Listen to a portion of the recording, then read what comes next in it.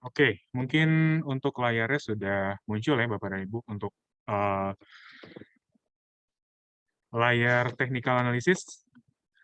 Kita bisa bahas untuk beberapa pertanyaan pagi hari ini. Kita bisa mulai dari Medco dan juga Era Jaya. Bagaimana dengan Medco Energi menyusul kenaikan harga minyak yang pagi hari ini juga terpantau masih menguat.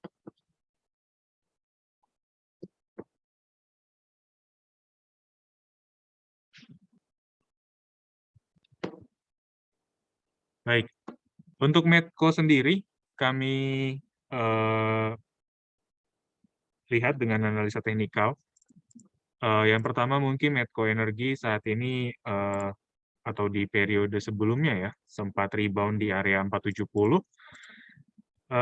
Hal ini menandakan adanya satu potensi ya menguat dengan ruang penguatan kami rasa jika kita bisa menggunakan Fibonacci retracement.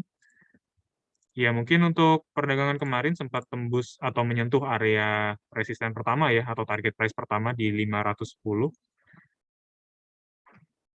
Namun bagaimana dengan pergerakan selanjutnya? Medco Energi sebenarnya punya area support atau bekas support yang saat ini menjadi resisten ya, karena sudah tertembus sebelumnya. Ada di kisaran 540. Jadi dengan stokastik yang mungkin masih di fase neutral, dengan dorongan dan dukungan atau dukungan dari harga minyak dunia, minyak mentah dunia, kami rasa Medco punya peluang ya untuk bergerak ke area tersebut. 540. Bagaimana dengan Era Jaya? Era Jaya Swasembada TBK. Sayangnya saat ini Era Jaya tertahan ya, sampai saat ini masih tertahan di bawah EMA 24. Dan kalau dilihat juga pergerakan beberapa hari terakhir ya, ini sempat tembus di bawah EMA 90, tapi sepertinya harga masih konsolidasi ya, mendekati area dynamic support tadi. Tapi dari resisten, Era Jaya Swasembada ini tidak bisa melampaui lebih tinggi lagi ya dynamic resistennya EMA 24. Walaupun dari stokastik cukup menarik, tapi perhatikan atau waspadai pergerakan Era Jaya yang belum bisa tembus di area EMA 24 tadi. Oke, selanjutnya kita bahas salah satu emiten properti ya, Pakuwon dan juga Waskita sektor konstruksi. Pewon atau Pakuwon, bagaimana Pewon menyikapi adanya rencana PPKM di libur Natal dan Tahun Baru? Secara teknikal, Pakuwon Jati TBK saat ini potensi rebound dengan ruang penguatan, kami rasa ada di kisaran setidaknya ya, ini ada di kisaran 505 ya, 500 sampai 505 ini saya rasa potensi untuk dicapai oleh Pewon.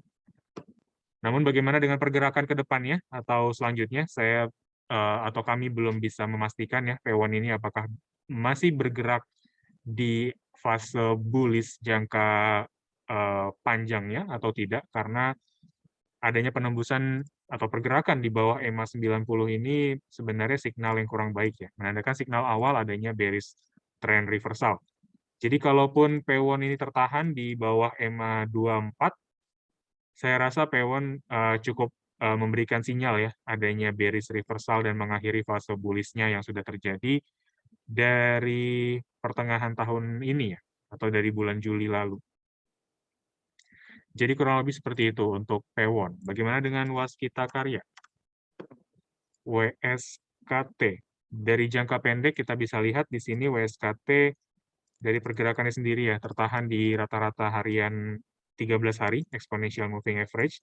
Dan dari pergerakan atau pergerakan terakhir Waskita Karya kemarin membentuk pola doji, lebih mengarah kepada doji gravestone, dan juga stokastik juga sudah mengindikasikan pergerakan di fase jenuh beli. Jadi adanya koreksi yang terjadi di Waskita Karya di perdagangan hari ini akan lebih mengkonfirmasi adanya keberlanjutan dari tren bearish jangka menengah. Support Waskita Karya ada di kisaran 755, dan secara historikal Waskita Karya mampu tembus di bawah area support sebelumnya di 790. Dengan begitu, adanya penahanan di area EMA 13, di bawah EMA 13, dan juga level support terbaru yang dibentuk oleh waskita, kami rasa waskita ini masih masuk ke fase bearish ya, dengan potensi penurunan. Mungkin yang pertama ada di area support klasik di kisaran 755 yang tadi kita sebutkan, dan untuk target harga selanjutnya kalau support tadi bisa ditembus oleh waskita karya mungkin ada di kisaran 715 ya. Itu adalah potensi pergerakan ke depannya. Bagaimana dengan MTEK dan juga ASI? Kita beralih ke sektor salah satu emiten teknologi. MTEK atau olah mahkota teknologi secara pergerakannya di perdagangan terakhir ya, kemarin itu lebih membentuk candle bearish dengan badan candle atau range pergerakan harganya sudah mulai terbatasi ya. MTEK sepertinya tertahan di bawah EMA 90 hari.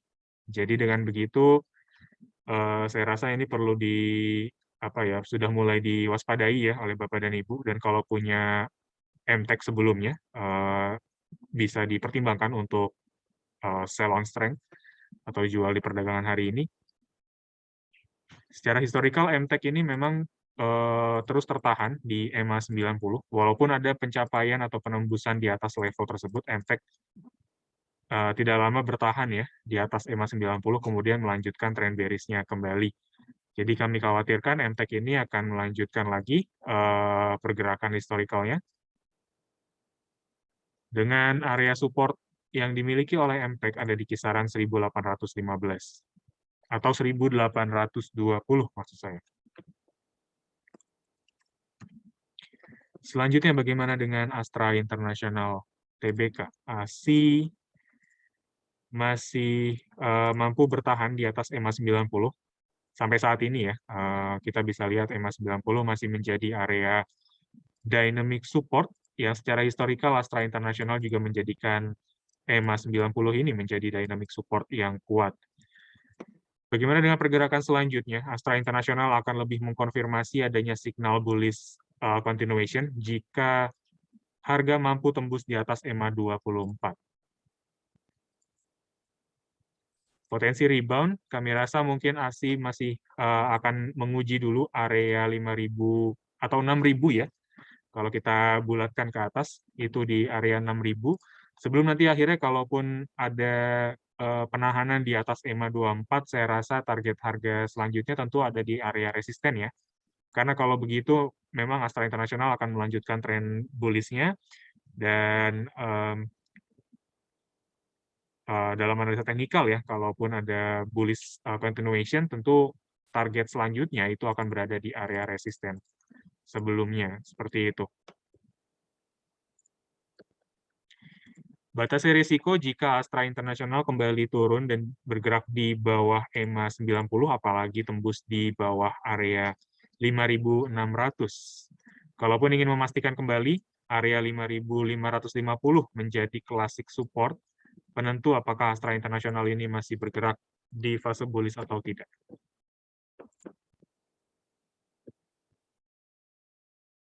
Selanjutnya, WSBP dan Telkom, support dan resisten.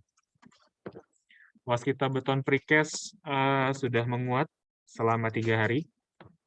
Support dan resisten, kalau kita lihat di sini mungkin resisten pertamanya sudah dicapai ya oleh Waskita atau Waskita Beton Precast ini.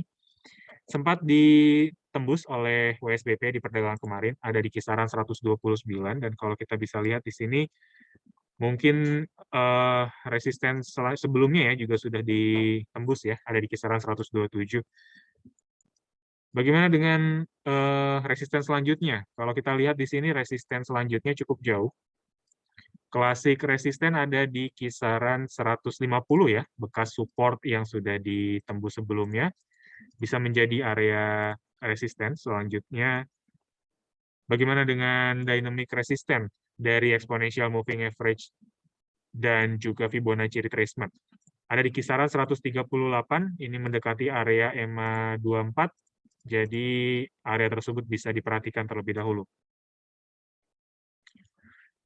Selanjutnya bagaimana dengan support-nya? Kalau kita bicara tentang support ya, WSBP ini sebenarnya pergerakan terakhir ya, atau di tren bearish-nya yang terjadi beberapa minggu kemarin ini sebenarnya sudah mencapai harga terendah ya, yang sempat atau yang pernah dicapai oleh WSBP. Harga terendah sempat dicatat oleh WSBP di periode Maret 2020 atau awal adanya virus corona, dan di bulan ini juga WSBP mencatatkan level terendah yang bisa dikatakan sepanjang sejarah dari pergerakan WSBP. Jadi target support selanjutnya bisa kita gunakan area support terdekat di 121, dan tentunya mungkin area terdekatnya selanjutnya itu ada di kisaran 108 ya, atau area terendah yang pernah dicapai oleh WSBP.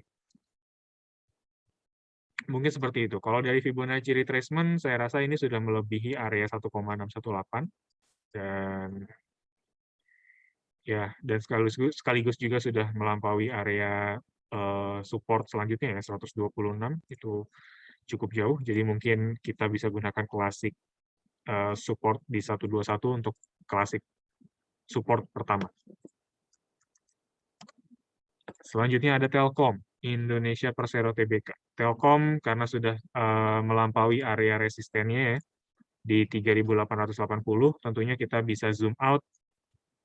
Dan sebelumnya ya, mungkin sudah sempat dibahas di Philip Morning Market Call edisi kemarin, kisaran 4.100 ini adalah area pertama resisten yang saat ini diuji oleh TLKM, dan tentunya area selanjutnya itu adalah ada dua area ya, ada di kisaran 4.300, sorry, mungkin kurang lebihnya ya, 4.370 resisten selanjutnya, dan mungkin untuk resisten kedua ya bisa dikatakan itu ada di kisaran 4.490. Seperti itu. 4.490 ini area yang pernah diulang sebanyak 2 kali ya oleh TLKM, dan di sini juga 4.490 bisa dikatakan sebagai area resisten kuat. Karena di sini Telkom sempat tembus di atas 4.490, kemudian nggak begitu lama ya sebenarnya Telkom kembali turun di bawah level harga tersebut. Jadi seperti itu kurang lebih.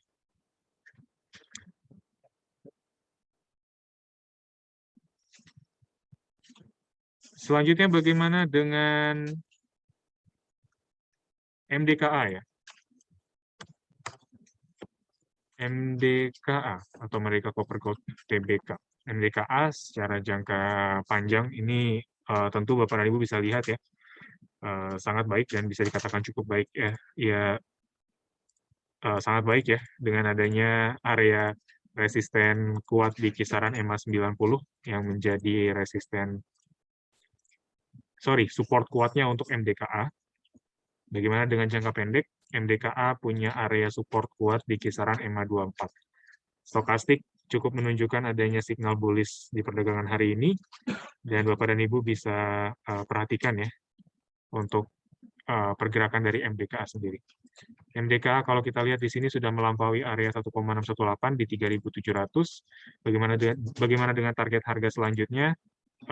Dengan pencapaian all time high-nya di MDKA, mungkin kita bisa sarankan untuk buy on weakness saja ya, tunggu adanya pelemahan dengan harapan untuk mendapatkan posisi yang lebih baik. Mungkin seperti itu untuk sesi tanya jawab.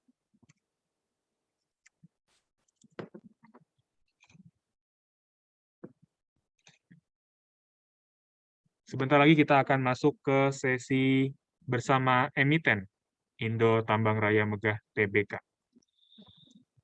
Jadi mohon kesediaannya Bapak dan Ibu untuk menunggu karena kita akan sebentar lagi kita akan masuk ke sesi Philip Webinar Company Series, dan mohon untuk kesediaan waktunya ya, menunggu kurang lebih 2 menit lagi. Terima kasih.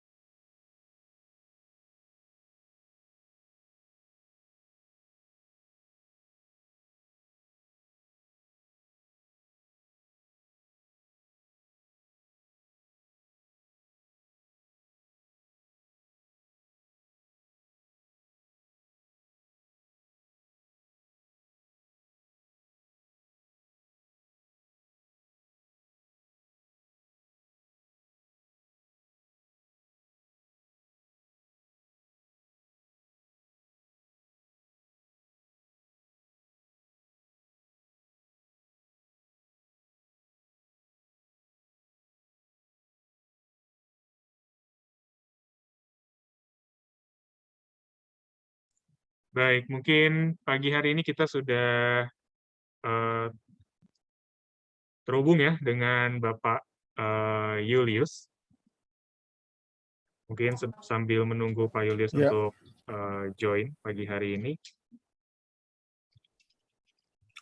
selamat pagi Pak. Saya sudah join.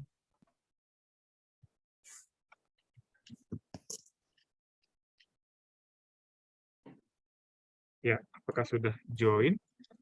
Selamat pagi Pak Julius. Pagi Pak.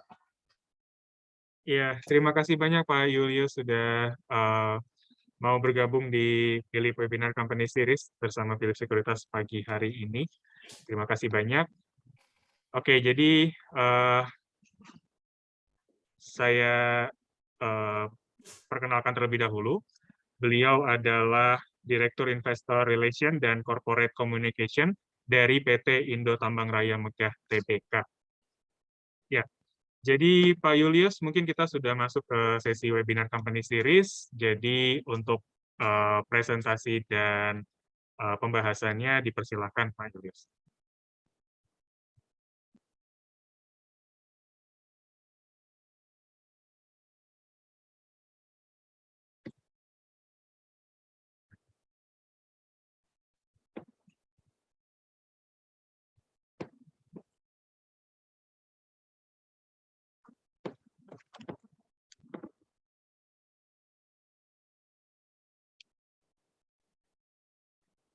Ya, kalau connection.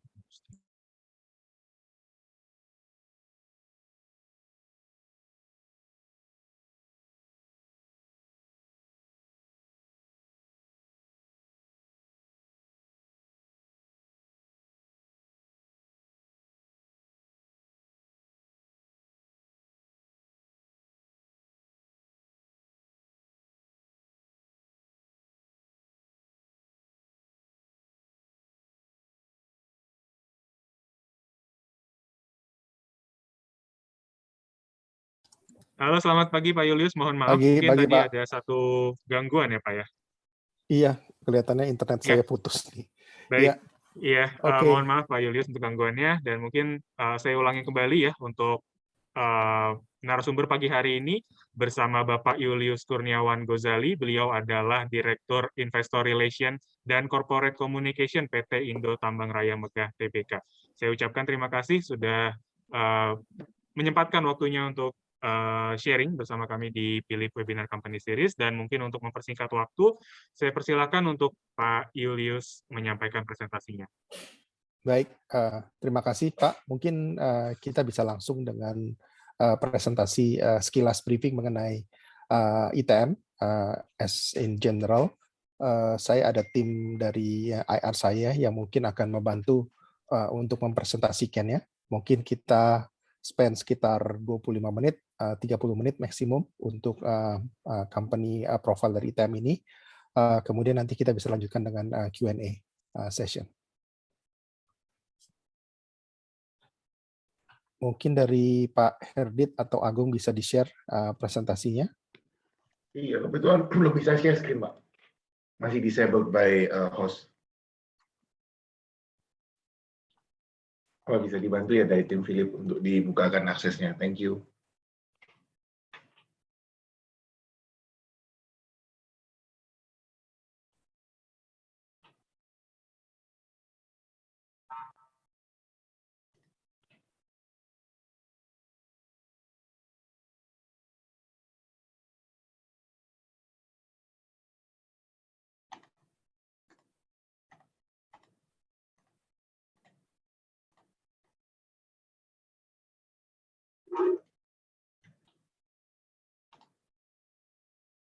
Apakah sudah terlihat? Sudah, Agung. Ya.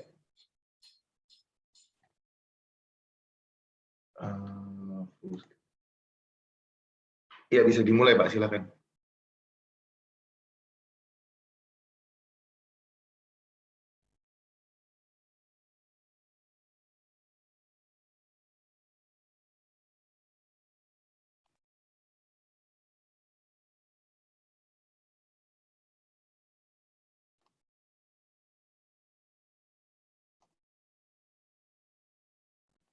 Pak Julius bisa di... Oh, Iya, sudah Pak.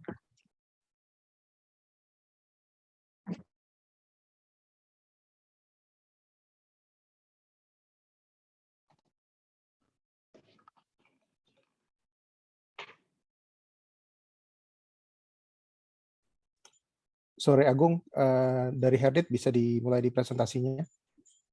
sepertinya jadi nggak ada akses sih Pak. Masih belum masuk sebagai panelis sih.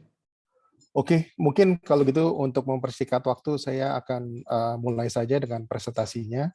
Kita bisa mulai dengan company highlights dulu, slide selanjutnya.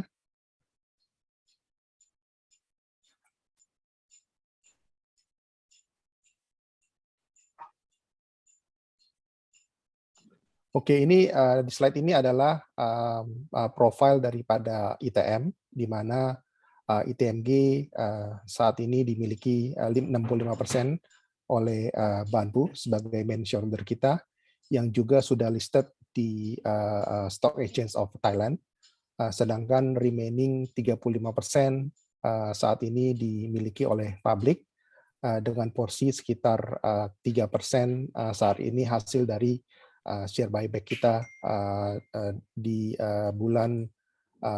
di tahun 2016. Secara overall organization structure, ITM itu mempunyai basically bergerak di bidang coal mining, yang mana saat ini kita mempunyai 5 site area. Di situ dilihat Indominco, Trubaindo, Barinto, Kitadin, dan Jorong. Sedangkan 3 lagi NPR, GPK, dan TIS merupakan site yang baru akan kita kembangkan di tahun-tahun berikutnya.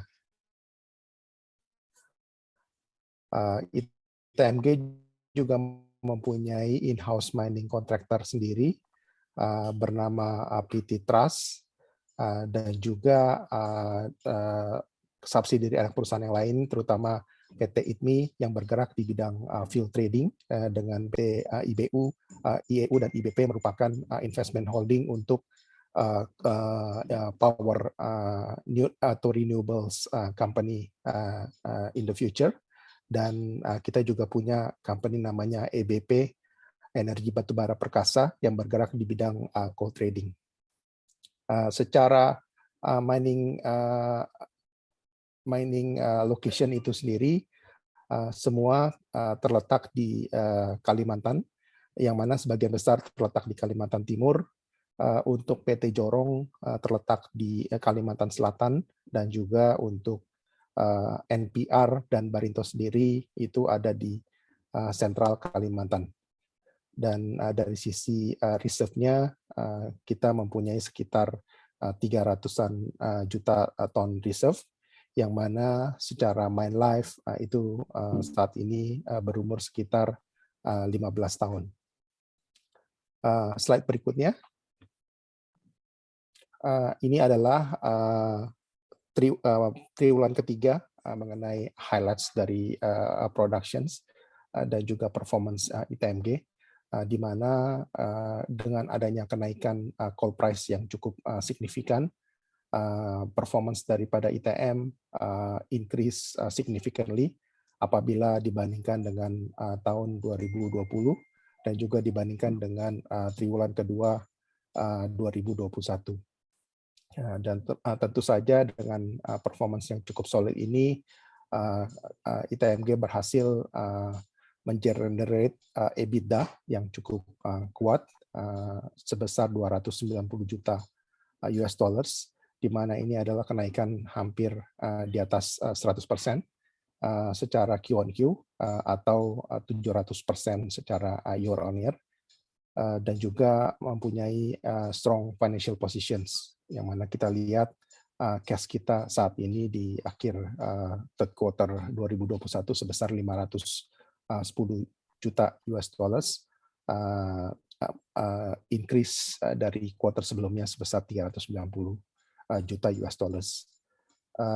Dan kita juga saat ini memfokuskan banyak terhadap ESG values, terutama di bidang environments, seperti contohnya adalah di tahun 2021 ini, terlebih-lebih di triwulan ketiga 2021, ITMG berhasil meraih top GRC Awards dengan 4-star Awards, dan juga kita telah mengembalikan daerah reklamasi seluas 2.540 hektar di triwulan ketiga, sehingga total hektar yang telah dikembalikan kepada pemerintah adalah sebesar 14.400 hektar of land. Dan di triwulan ketiga kita juga ITM juga telah memberikan donations untuk mengimbangi adanya COVID, dan juga memberikan berpartisipasi dalam vaksin gotong royong kepada karyawan ITM. Kemudian next slide. Ini adalah beberapa foto yang mana di atas kita dapat lihat bahwa ITMG berpartisipasi dalam vaksin gotong royong dan memberikan vaksinasi kepada karyawan ITM di daerah mine site dan juga di Jakarta. Dan di bagian bawah adalah beberapa cuplikan di mana ITM memberikan donasi kepada penduduk daerah Kalimantan dan sekitarnya. Next slide. Nah, ini adalah slide ITM dalam hal way forward ke depannya, di mana ITM itu menitip beratkan kepada 3 area atau 3 sektor, 3 pilar. Yang pertama adalah di bidang mining business, kedua di bidang trading dan services, dan ketiga adalah renewable dan others. Dari sisi mining business itu sendiri, saat ini ITM masih melakukan mining coal, dan juga akan continue untuk mengembangkan greenfield coal, terutama 3 aset yang tadi sudah saya sebutkan, dan juga mengenai adanya potensi underground coal gasifications. Dan tentunya di luar daripada coal mining tersebut, kami juga melihat adanya opportunity untuk mengakuisisi atau menginvest kepada opportunities di bidang clean tech minerals ke depannya, yang mana terutama minerals yang dapat mendukung industri electric vehicle seperti nickel, gold, dan sebagainya. Sedangkan di bidang trading dan services, kita ada third party coal sourcing, di mana ini adalah coal trading company yang baru kita kembangkan mulai tahun ini. Kemudian in-house mining contractor di daerah Melak cluster. Dan terakhir adalah kedepannya kita juga melihat mengenai opportunity di bidang natural capital solutions, yaitu investasi di kehutanan, yang mana itu nanti dapat kita pergunakan sebagai carbon offsetting ke depannya. Dan terakhir yang mungkin saat ini sedang kita fokuskan adalah mengenai bisnis renewable, terutama di bidang solar power plant. Kita tahun depan akan melakukan construction di Melak, yang mana ini adalah solar power plant yang kedua yang sudah kita bangun. Kemudian juga kita sedang menggarap potensi partnership di bidang solar rooftop, dan yang ketiga adalah mengenai potensi adanya digital solution business untuk mining operations. Jadi ini adalah way forward atau strategic plan daripada ITM ke depannya di dalam pursuing the business for the future. Next slide.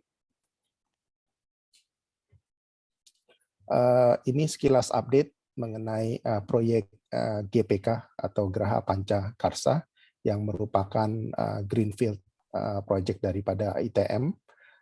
Tahun 2021 kita akan mulai dengan trial period, dan selanjutnya di tahun 2022 dan 2025 onwards kita melihat gradual increase daripada production di GPK ini. Kemudian di sebelah kirinya juga kita melihat lokasi dari GPK dibandingkan dengan lokasi daripada main area mine site yang kita punyai, terutama di Truba-Indo dan Barinto, dan kita juga mempunyai Bunyut Port. Jadi secara operasional untuk produksi dari BEK Barinto, TCM Truba-Indo, dan GPK nanti akan decentralized di Bunyut Port itu sendiri.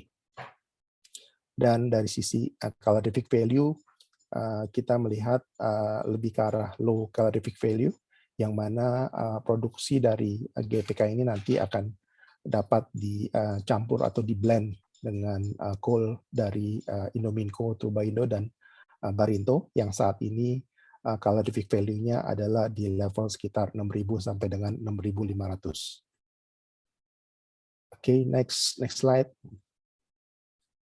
Dan ini juga salah satu tambahan slide mengenai EBP, yaitu Coal Trading Company yang baru kita commence di operations in August, dan kedepannya ini merupakan salah satu bisnis model yang akan dipursue oleh ITM setelah coal bisnisnya nanti akan gradually depleted. Next. Dan mungkin slide terakhir di company highlights adalah mengenai ESG value yang saat ini sudah saya mention tadi, dengan topik di environments, terutama mengenai energy management. Jadi kita juga sudah membangun solar power plant di Bontang, dan di Melak adalah solar power plant yang kedua. Dan selanjutnya nanti kita akan melihat juga opportunities untuk membangun solar power plant di pulau-pulau Indonesia lainnya, dan juga melihat opportunity bisnis di bidang hydro power plant. Kedua, ekosistem rehabilitations, di mana kita melakukan kerjasama dengan yang mana ini memfokuskan terutama bagaimana kita dapat merehabilitasi environment, terutama dalam hal pohon-pohon yang ada di lokal sekitar mine site kita, dan juga mengenai flora dan fauna basically dengan animals. Dan terakhir juga mengenai water management, ini juga merupakan hal yang penting di dalam operasi tambang, karena air yang dikeluarkan biasanya mengandung asam. Jadi kita make sure bahwa air yang sudah keluar itu sudah di treatment properly, dan juga dilakukan monitoring dan evaluasi dari pihak ketiga, terutama seperti PT Sukovindo. Dari sisi sosial, kita menitikberatkan di bidang human capital, ini terutama kepada karyawan ITM dalam hal memberikan training, kemudian juga mengenai health and safety, terutama seperti contohnya di bidang sewaktu adanya COVID-19, ITM berpartisipasi di dalam donation kepada rumah sakit setempat dan juga vaksin gotong royong. Dan yang paling penting adalah mengenai program CSR kita, terutama trying to map according to the SDG mapping, dan juga memberikan bantuan sosial kepada penduduk sekitarnya. Governance itu sendiri di policy-policy yang dilakukan oleh Banpu sebagai public company di Stock Exchange Thailand, yang mana mereka juga sudah mendapatkan di DJSI Awards, dan kita juga ke depannya akan mengikuti footstep mereka di dalam mendapatkan awards ini. Dan dari sisi sustainable itu sendiri, kita juga sudah mempunyai satu direktorat yang khusus menitikberatkan kepada sustainability dan risk management. Kemudian dari sisi business ethics sendiri, kita juga sudah mempunyai wacana whistleblowing dan komplain, yang mana itu dapat langsung dikirimkan kepada tim Board of Commissioners ataupun karyawan dari ITM itu sendiri. Dan terakhir mengenai business continuity management, ini adalah business continuity di mana apabila terjadi disaster, ITM siap langsung menjalankan program EMT, yaitu Emergency Response Teams, di dalam menanggapi adanya disaster issues itu sendiri. Perusahaan dapat berjalan smooth walaupun dikala adanya disaster tersebut. Kemudian next slide. Kedua, kita memasuki bagian operational. Kalau kita lihat untuk tahun 2021 ini, target yang kita berikan adalah di level 18,6 dan 18,8. Ini adalah target yang kita sudah mengconsider adanya bad weather yang akan dialami oleh masing-masing site di kuartal keempat tahun ini. Dan dari sisi output trend itu sendiri, fourth quarter kita melihat produksi target yang cukup yang lebih tinggi dibandingkan triwulan sebelumnya, dikarenakan kita melihat akan adanya kondisi cuaca yang adanya dua region, yaitu di Atlantic region dan juga di Pacific region. Atlantic regions itu mostly demand dan supply di daerah Amerika dan juga Colombia, sedangkan di Pacific itu related to more on the European market dan Asia Pacific markets. Dan secara demand, kita melihat bahwa demand yang terbesar itu datang dari negara-negara China yang terbesar, kemudian India, kemudian JKT adalah Japan, Korea, dan Taiwan, dan Europe. Namun saya melihat bahwa Europe sebenarnya tidak terlalu besar dalam hal demand itu sendiri. Sedangkan dari sisi supply itu, kita melihat Indonesia adalah the largest exporting countries in terms of the coal supply, kemudian followed by the Australians, dan terakhir adalah others seperti South Africa dan juga Rusia. Nah, dari sisi demand and supply ini, kita melihat saat ini di tahun 2021 dengan adanya perbaikan penanggulangan terhadap COVID, China telah berhasil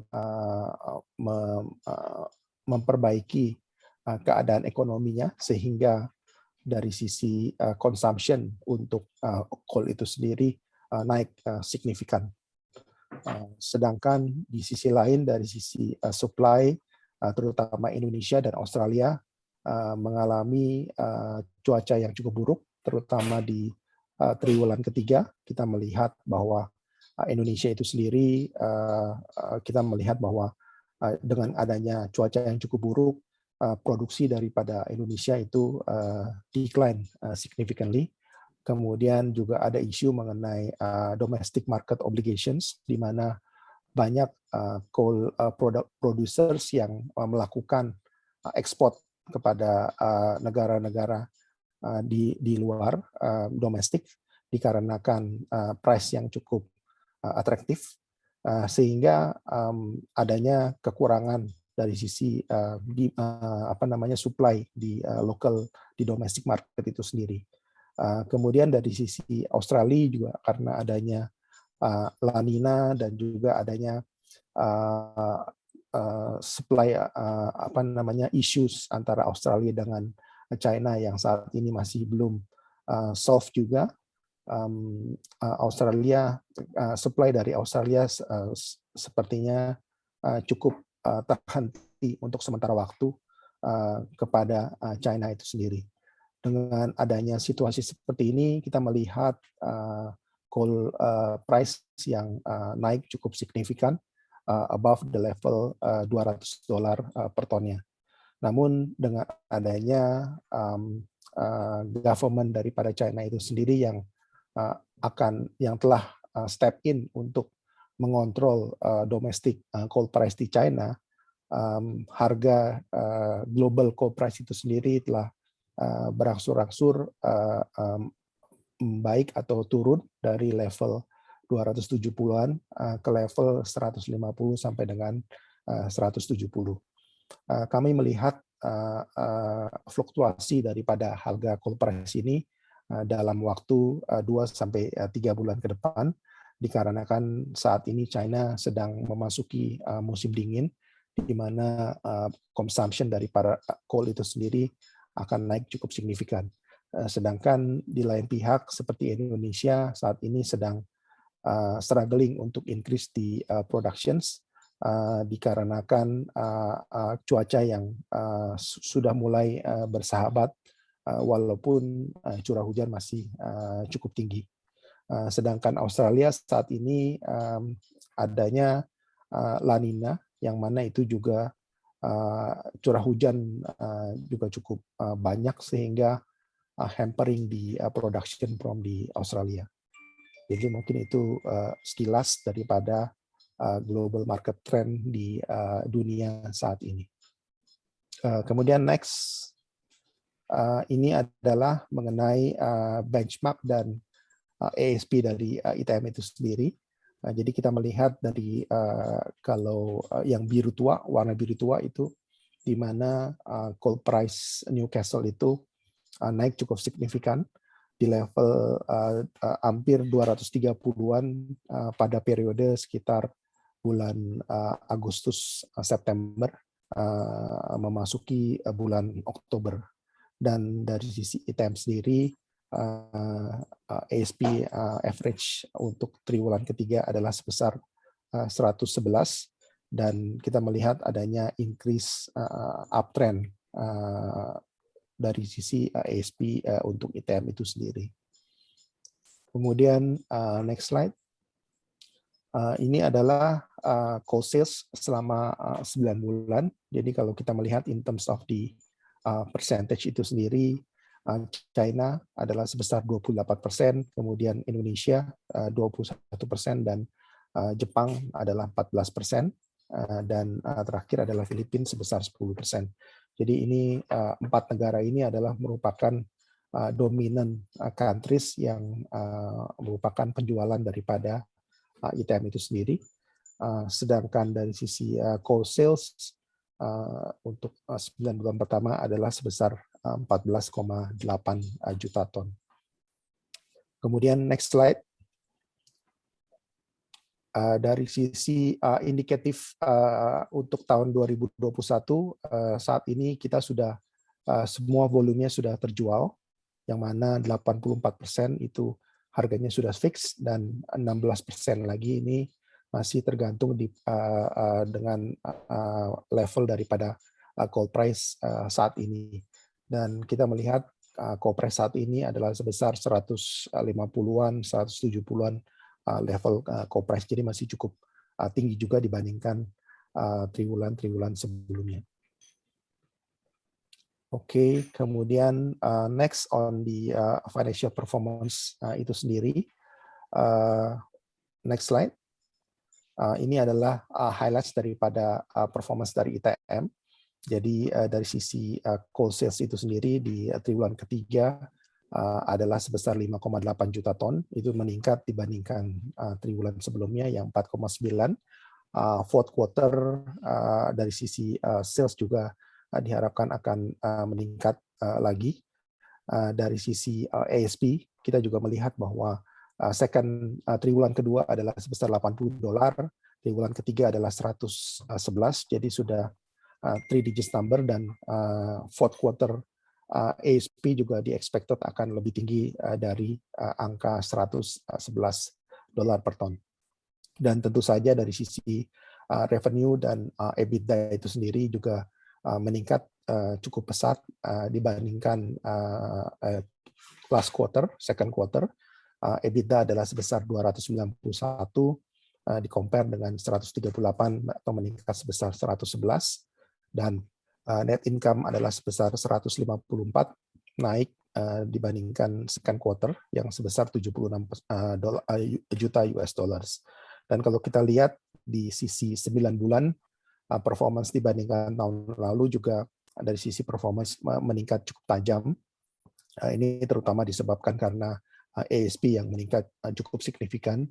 Kita melihat bahwa 9 months 2021 adalah sebesar $89 per ton, meningkat 65% dibandingkan last year periode yang sama sebesar 53,8, dan dari sisi net income itu sendiri juga tahun lalu hanya sebesar 39 juta US dollars, dan 9 months adalah sebesar 271 juta US dollars. Dan dengan adanya performance-nya akan lebih strong di fourth quarter 2021, tentu saja performance year for the annual 2021 akan meningkat very significant dibandingkan dengan third Q 2021 dan juga quarter yang periode yang sama tahun lalu di 2020. Kemudian slide berikutnya ini hanya melihat dari sisi revenue, gross profit, EBITDA, dan juga net profit. Jadi kalau kita lihat trennya itu sendiri naik cukup signifikan dari Q on Q and year on year. Jadi saya pikir saya skip saja untuk slide ini. Slide berikutnya ini mengenai cost analysis. Jadi kalau kita lihat di sebelah kanannya dari sisi production cost itu sendiri, kita regardless daripada ASP yang meningkat cukup signifikan, dari sisi cost kita berhasil untuk memaintain cost at same level. Jadi kalau kita lihat second Q cost itu adalah sebesar production cost di level $40, kemudian di third Q sebesar triwulan ketiga sebesar 41,4, di mana secara 9 months adalah 41,5. Sedangkan 2020 cost-nya adalah 42,8. Jadi regardless price itu sebenarnya lebih tinggi dibandingkan 2020, 2021 malah cost itu sendiri lebih rendah dibandingkan tahun lalu. Sehingga bottom line juga akan meningkat semakin signifikan. Dan dari sisi total cost di kanan bawah, kita melihat di second Q sebesar 53,8 dan third Q triwulan ketiga naik menjadi 60,4. Ini sebenarnya disebabkan karena penurunan production volume itu sendiri yang diakibatkan dari cuaca. Dari sisi absolute amount sebenarnya kurang lebih sama, namun dikarenakan production volume yang lebih rendah sehingga per ton basisnya itu naik meningkat dibandingkan dengan triwulan kedua. Namun kalau kita lihat sebenarnya di 9 months itu sendiri kita melihat cost itu sendiri akan kurang lebih di level 55,8 dibandingkan dengan 9 months $53. Dan sebenarnya kenaikan total cost ini kalau dari production cost itu kan purely sebenarnya production cost saja. Namun kalau total cost itu termasuk daripada royalty dan admin expenses. Dan dengan adanya kenaikan ASP yang cukup signifikan, kita melihat dari sisi royalty payment itu juga naik cukup signifikan ya. At least naik sebesar $2 sampai dengan $3 dibandingkan tahun 2020. Oke, kemudian next slide ini adalah mengenai balance sheet. Excuse me sebentar ya.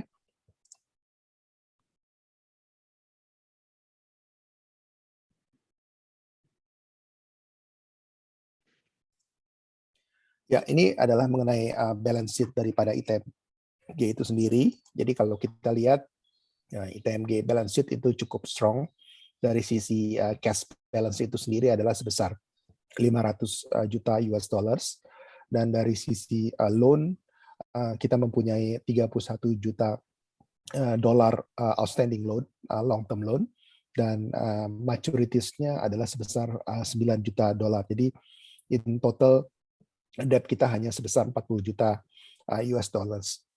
Sehingga dari sisi debt to equity kita juga masih sangat kecil, 0,04, dan net gearing kita adalah masih negatif. Kemudian next slide. Dari sisi capex, ITM consolidated capex adalah sebesar 40 juta US dollars dari sisi budget. Namun untuk tahun ini kelihatannya dari sisi outlook kita hanya akan spend sebesar 30 juta saja, dikarenakan ada beberapa capex yang harus kita pending dulu, terutama di PT Trust dari hal pembelian heavy equipment, dikarenakan cuaca yang kurang bersahabat, sehingga kita melihat kita masih bisa mendelay dalam hal pembelian heavy equipment untuk PT Trust itu sendiri. Next slide. Dan ini slide terakhir dari sisi dividend payout historical. Jadi kita melihat ITM itu sendiri dari sisi payout ratio itu cukup tinggi, di mana 2017-2018 payout kita adalah sebesar 100%, namun di 19 dan 20 itu agak menurun sedikit dikarenakan coal price yang agak berfluktuasi, sehingga kita concern about our financing sources. Jadi kita mengurangi in terms of our payout ratios sementara waktu ini di level 75%, kemudian naik 90%, dan terakhir di level 80% untuk first half 2021. Jadi kalau kita lihat berdasarkan paparan saya untuk triwulan ketiga, di mana hasilnya cukup meningkat significantly, dan ditambah dengan triwulan keempat yang akan meningkat cukup drastis juga, kami perkirakan untuk dividen final itu akan meningkat cukup signifikan, bahkan mungkin akan 2 kali dibandingkan first interim dividend dari 2021. Jadi mungkin itu sekian paparan saya. Mungkin ini yang terakhir ya, slide terakhir. Jadi mungkin kita bisa masuk ke Q&A sessions.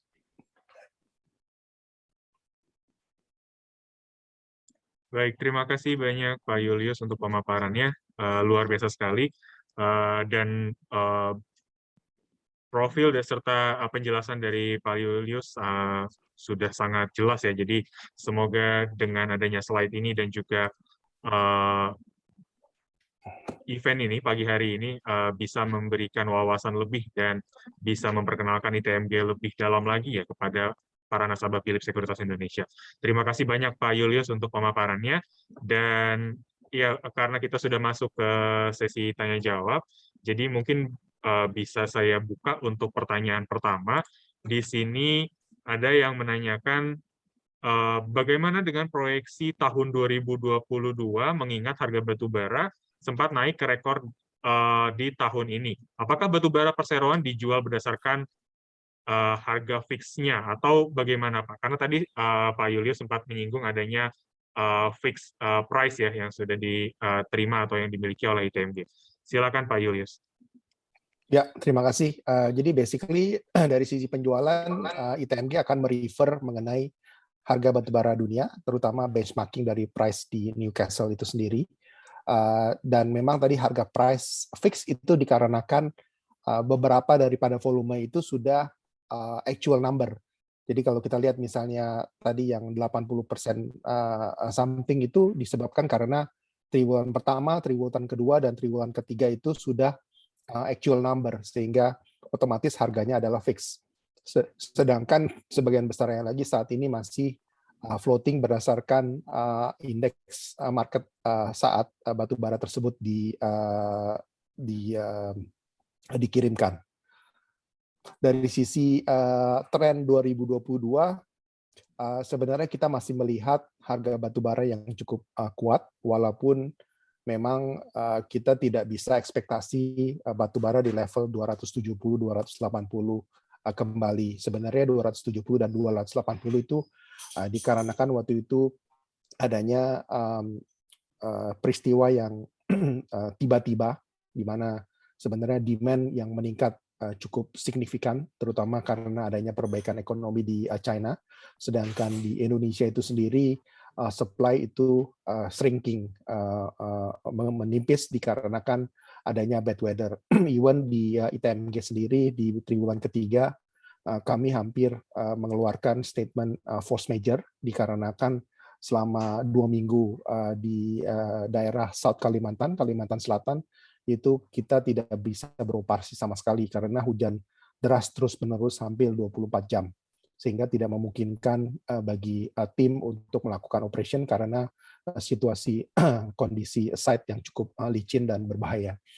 Nah, di fourth quarter ini, triwulan keempat ini kita melihat cuaca yang sudah lebih membaik, walaupun sebenarnya masih saja ada hujan yang ada sewaktu-waktu gitu dibandingkan berikutnya.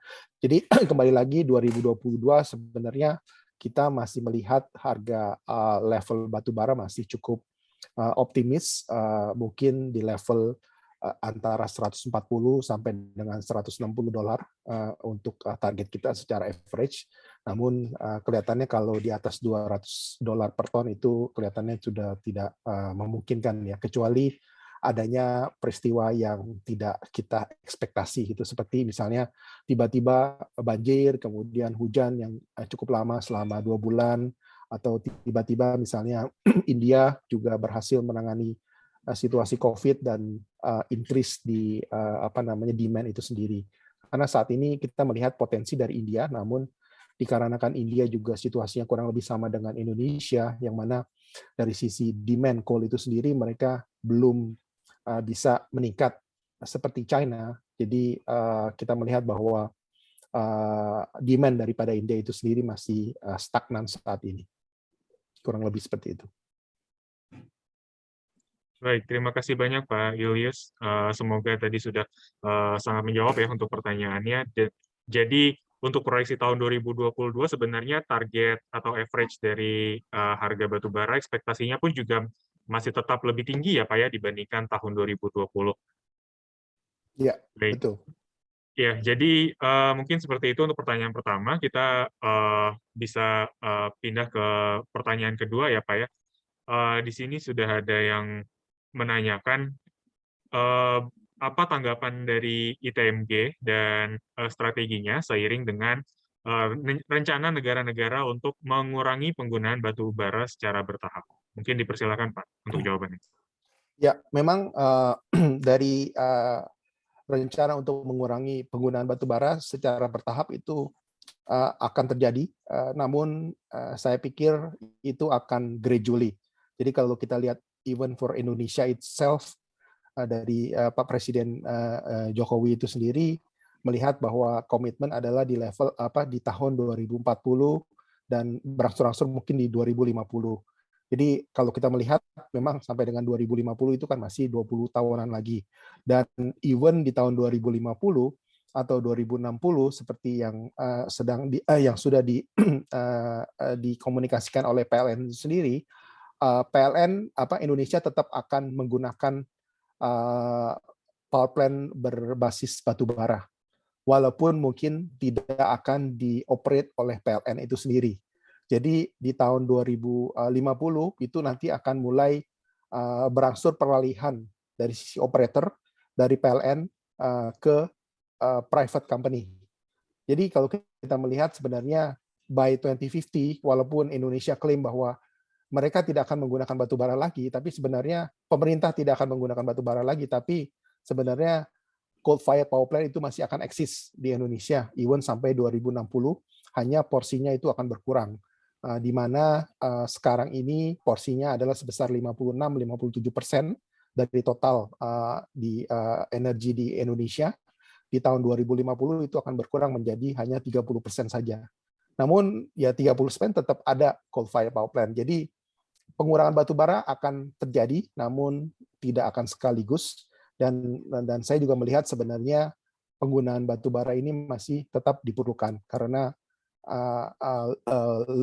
cheap energy sources. Dan kalau kita melihat sebenarnya mengenai electric vehicle business, di mana nikel sebagai salah satu mineral yang cukup trendy at this time, itu sebenarnya nikel hanya untuk mendukung dalam penggunaan atau memproduksi batu baterainya saja.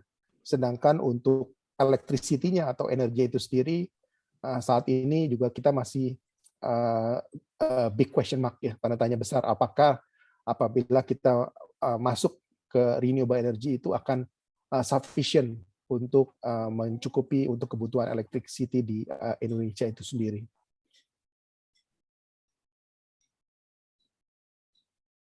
Ya, baik, terima kasih banyak Pak Julius untuk jawabannya. Kalau kita tadi sempat singgung ya Pak ya tentang penggunaan kendaraan listrik atau electric vehicle.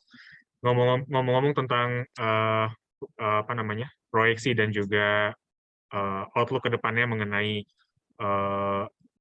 kendaraan listrik sendiri. Kalau untuk ITMG, apakah ITMG sendiri ke depannya punya rencana akuisisi untuk mengakuisisi tambang lainnya seperti emas katakan atau nikel atau seperti apa rencananya? Ataukah ada rencana yang lain? Terima kasih, Pak. Ya, jadi seperti yang sudah saya jelaskan sebelumnya mengenai slide ITM way forward. Jadi let's say selama 5 tahun ke depan sampai dengan 2025, ITM itu tetap akan fokus di coal mining, batu bara sebagai main bisnis kita. Karena kita tidak bisa langsung meninggalkan bisnis batu bara ini yang mana harga batu bara sekarang sedang uptrend dan performanya itu cukup bagus. Dan juga kedua, kita masih mempunyai portfolio of customers yang mana kita tidak bisa langsung clear cut di tahun ini atau let's say di tahun depan tidak memproduksi batu bara lagi. Jadi kita melihat mining business untuk coal, untuk ITMG akan tetap berlangsung at least sampai dengan tahun 2025. Dan itu menjadi cash cow untuk perusahaan dan bottom line dari performance itu sendiri. Namun starting this year 2021, ITMG juga sudah pelan-pelan gradually moving to more on the greener and smarter energy business ke depannya, terutama di bidang kalau kita lihat di renewables and others. Yang sudah kita lakukan saat ini adalah pembangunan daripada solar hybrid power plant di Bontang, di Indominco Port, dan juga untuk tahun 2022 akan dibangun di Melak di Bunyut Port itu sendiri. Jadi sebenarnya dua hal itu dari sisi solar power plant, dan kedepannya kita juga sedang melihat adanya opportunities beberapa project, dua project saat ini yang sedang kita lihat, namun masih tergantung daripada discharging portnya itu sendiri, karena kita tidak bisa menjual listrik langsung kepada konsumen, tapi kita harus menjual kepada PLN dulu, kemudian dari PLN itu akan menjual kepada user. Nah saat ini sebenarnya yang sedang dinego adalah bahwa ITM PLN harus dapat menjamin 100% dari sisi pasokan listrik kita.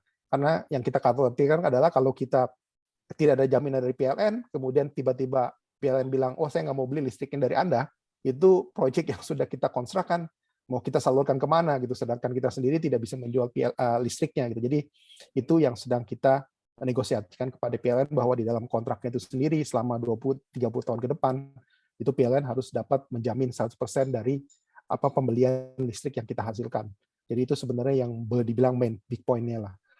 Kedua, yang kita lakukan sekarang adalah mengenai solar rooftop. Jadi mungkin lebih karena solar panel yang diletakkan di atas atap ya, itu bisa di dalam industrial estates mostly, kemudian juga restoran-restoran di kota-kota, kalau kota besar seperti di Indonesia ini kita melihat misalnya di restoran-restoran di atas rooftopnya, yang mana itu nanti kita akan memasang solar rooftop tersebut untuk dikonsumsi oleh misalnya pabrik itu. Namun tetap tidak bisa 100% atau melebihi daripada konsumsi pabrik itu, karena kan kelebihannya itu kita nggak bisa jual ke user langsung gitu. Jadi estimate kita mungkin kita akan menyediakan solar rooftop itu akan bisa menyediakan sekitar 80 sampai dengan 85% dari konsumsi misalnya satu pabrik tersebut. Sedangkan 15% yang lagi nanti akan pabrik tersebut akan membeli dari PLN. Dan dengan itu kemungkinan besar saving yang didapatkan oleh pabrik itu sebesar 85% itu kan bisa menjadikan win-win solution untuk pabrik itu sendiri. Jadi itu adalah bisnis kedua yang sedang kita jalankan, walaupun sebenarnya bisnis hydro power plant juga sedang kita garap saat ini.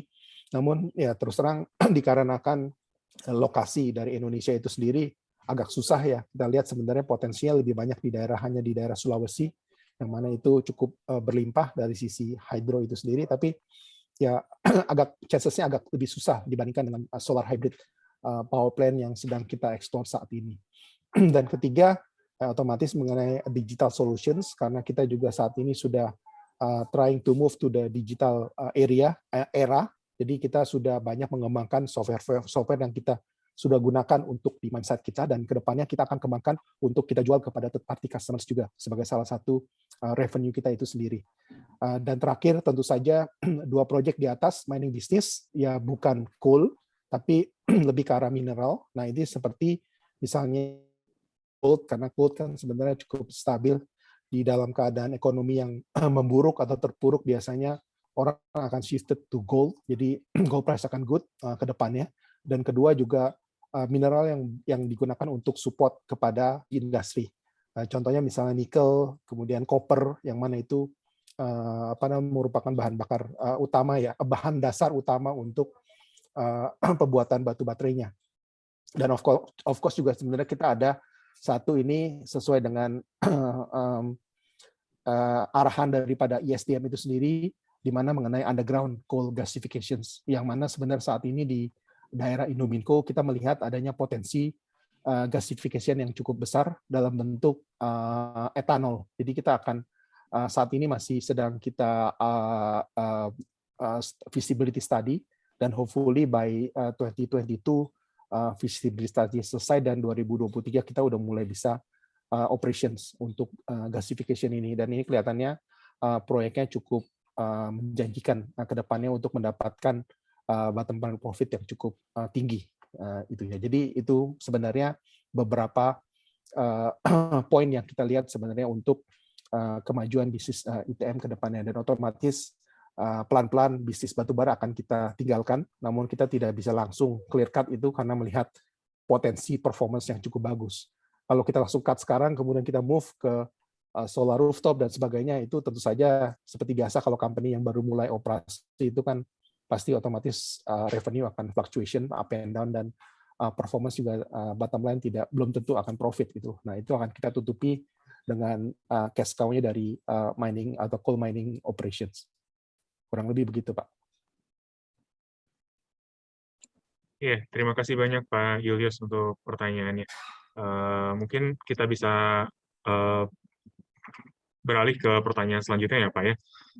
Dengan tingkat produksi yang ITMG miliki saat ini ya, berapa lama usia cadangan batubara yang kira-kira dimiliki oleh ITMG? Dan ini juga mungkin sekaligus juga ya untuk pertanyaan selanjutnya, adakah rencana dari ITMG untuk menambah dari lahan tambangnya sendiri, Pak? Ya, jadi kalau kita lihat sebenarnya reserve itu sendiri itu di buletan warna abu-abu ya. Jadi kalau kita hitung itu kurang lebih di atas 300 juta ton. Dan kalau saat ini average kita kurang lebih adalah sekitar 20 juta ton per annum-nya. Jadi kurang lebih adalah 15 tahun. Namun tetap kalau kita mau explore lebih lanjut, itu masih adanya potensi untuk menggarap bulat-bulat yang warna biru itu adalah resources, basically potensi resources yang ada di mindset kita. Jadi at least kalau kita lihat saat ini ke depannya kita masih bisa bertahan untuk 15 tahun ke depan. Namun kalau memang kita akan garap lebih lanjut mengenai resources itu, mungkin ada potensi untuk lebih dari 15 tahun. Namun dari sisi akuisisi itu sendiri kita sudah stop, tidak akan mengakuisisi batubara coal assets anymore. Mungkin yang lebih kita lakukan sekarang ini lebih ke arah coal trading. sebagai salah satu alternatif di mana itu lebih ke arah light assets. Jadi kita tidak harus investasi yang besar-besar, mengakuisisi coal tersebut, kita operate dan kemudian kita jual. Tapi lebih ke arah kita bekerja sama atau mempunyai off-take agreement. Jadi kita akan menggunakan PT EBP ini, Energi Batubara Perkasa, untuk sebagai coal trading arm kita, untuk bernegosiasi atau menandatangani perjanjian kontrak kerjasama dengan misalnya salah satu PTA coal producers gitu. Jadi setiap tahun PTA ini akan mendeliver let's say 2 juta sampai 3 juta ton kepada PT EBP untuk kita jual. Sebenarnya kan hasilnya juga kurang lebih sama ya. Dari sisi revenue itu volume ada, tapi kita tidak perlu investasi dari sisi asetnya, kita tidak perlu investasi dari operationnya dan sebagainya. Jadi kita lebih ambil marginnya saja gitu loh ke depannya. Nah, itu salah satu strategi yang kita buat juga sebenarnya untuk mendukung atau menyokong coal business untuk ke beberapa tahun ke depan gitu. Namun ini ya sebenarnya juga hanya bersifat sementara ya, karena ke depannya kita akan totally moving to more on the renew business. Ya mungkin tadi yang sebelum mungkin tidak ada di dalam slide, tapi lebih ke arah misalnya electric vehicle. Kalau dari sisi parent kita, Banpu Public Logistics Company, mereka sudah ada invest di electric car yang kecil, yang mana itu kapasitasnya adalah 2 orang. Mungkin kalau di sini ada yang kayak mobil kayak bajai gitu, tapi itu operate on di battery.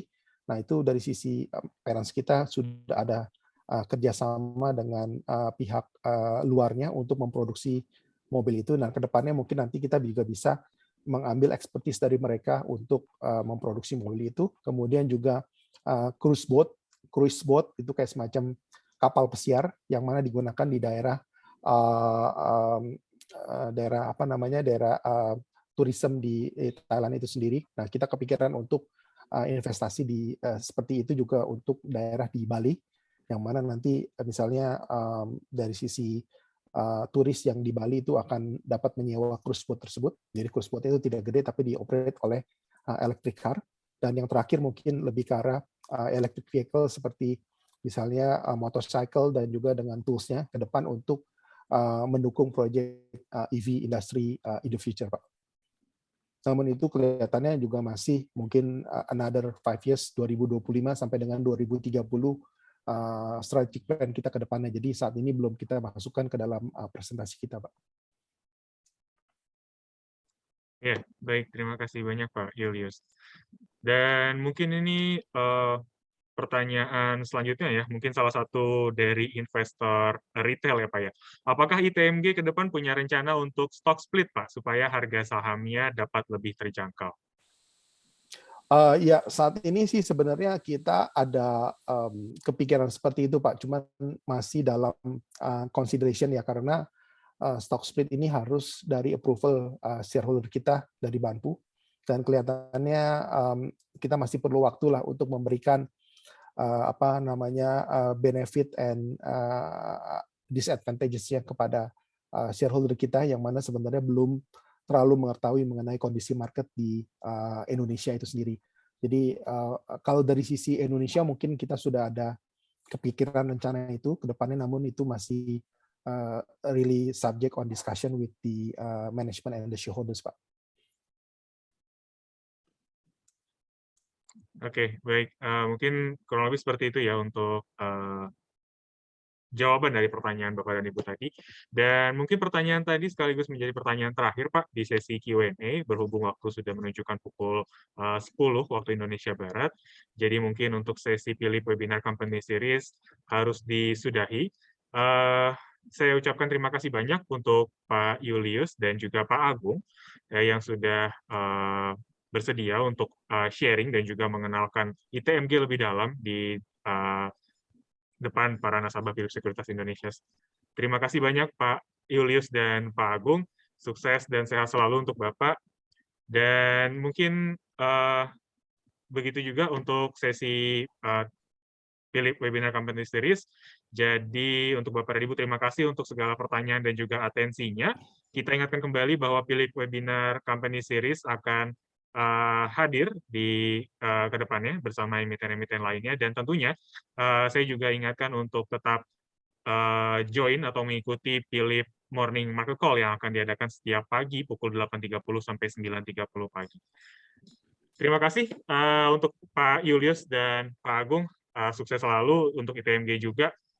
Jadi, Thank you Pak. Oke, mungkin untuk akhir kata saya ucapkan terima kasih. Mohon maaf bila ada kekurangan. Assalamualaikum warahmatullahi wabarakatuh. Baik Pak. Selamat Nanti presentasi kita akan pagi, kirimkan Pak Kak Julius, ke Pak Agung. Terima kasih. nanti presentasi kita akan kirimkan ke Philip Sekuritas Pak. Jadi nanti apabila ada pertanyaan lebih lanjut dari partisipan juga bisa diberikan ditujukan kepada Philip Sekuritas dan mungkin nanti akan bisa ditanyakan ke kami Pak. Demikian Pak. Ya, baik, terima kasih banyak Pak Julius. Jadi mungkin untuk Bapak dan Ibu yang menginginkan presentasi dari ITMG ini bisa langsung kontak Philip atau mungkin bisa kontak ke Philip Edu ya untuk mendapatkan bagian atau bahan presentasi ini. Terima kasih banyak Pak Julius. Terima kasih Pak. Yuk, selamat Terima kasih siang. Pak Dustin, terima kasih, selamat siang.